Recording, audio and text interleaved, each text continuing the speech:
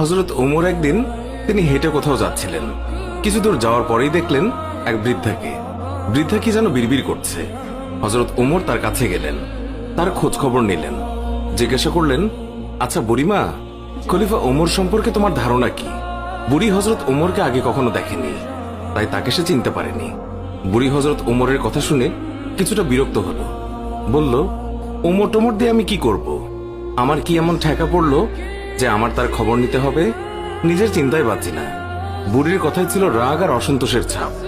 হযরত ওমর আবার তাকে জিজ্ঞাসা করলেন, বুড়িমা, ওমরের উপর তোমার এত রাগ কেন? বুড়ি চেঁচিয়ে জবাব দেয়, রাগ হবে না কেন? এই যে সে খলিফা হয়েছে, তো আমায় কি একটা পয়সাও দিয়েছে? নাকি কোনোদিন আমার খোঁজ খবর নিয়েছে যে আমি কি হালতে আছি? ও মানুষ না। হযরত ওমর বুড়ির কথা শুনে বড়ই চিন্তিত হলেন। ঠিকই তো, আমি তো তার তেমন খোঁজ খবর নিতে পারিনি। তিনি কিছুটা নরম হয়ে বুড়িকে আবার জিজ্ঞাসা করলেন, আচ্ছা, তুমি কি অবস্থায় আছো ওমর কি করে জানবে? তুমি গিয়ে ওমরকে সব জানিয়ে আসলেই তো পারতে। বুড়ি জবাব দেয়, কেন? আমি জানাতে যাব কেন? ওমরই তো আমিরুল মুমিনিন, সেই তো সবার খোঁজ খবর নেবে, আর এই জন্যই রাষ্ট্রের দায়িত্ব গ্রহণ করেছে। রুক্ষ ভাষায় বৃদ্ধা জবাব দিল। হযরত ওমর শান্তভাবে আবারও বললেন, আচ্ছা, ওমর খলিফা হওয়ার পর তুমি যে কষ্ট পেয়েছো, সেই কষ্টের বিনিময়ে তুমি কত টাকা পেলে ওমরকে মাফ করে দেবে? বৃদ্ধার সাথে এইসব কথা চলছে। এমন সময় হযরত আলী এবং আব্দুল্লাহ ইবনে মাসউদ রাদিয়াল্লাহু তাআলা আনহু তারা এসে হাজির হলেন। তারা হয়তো কোথাও যাচ্ছিলেন। এসে সালাম দিলেন, আসসালামু আলাইকুম ইয়া আমিরুল মুমিনিন। আগন্তুক দুই ব্যক্তির মুখে আমিরুল মুমিনিন শব্দ শুনে বৃদ্ধা তাজ্জব হয়ে গেল। সে ভয়ে কাঁপতে লাগলো আর ভাবতে লাগলো যে ওমরের সামনে তাকে এত গালমন্দ করেছে। দারুণ অনুতপ্ত হলো বুড়ি।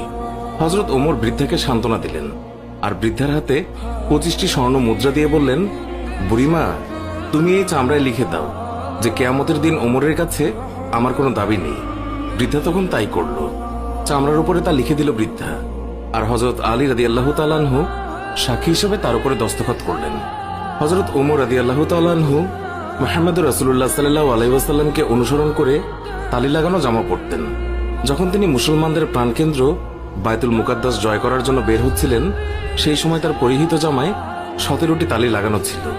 যখন তিনি তালিযুক্ত জামা পরিহিত অবস্থায় জেরুজালেমের উদ্দেশ্যে রওনা হয়েছিলেন, সাহাবাদের মধ্যে থেকে কেউ একজন হযরত আলী রাদিয়াল্লাহু তাআলা আনহুকে বললেন, ইয়া আলী, হযরত ওমর রাদিয়াল্লাহু তাআলা আনহুকে বলুন অন্তত আজকের দিনে তালিযুক্ত কাপড় খুলে একটু ভালো কাপড় পরিধান করার জন্য, কারণ তিনি ইহুদি খ্রিস্টানদের দেশে যাচ্ছেন।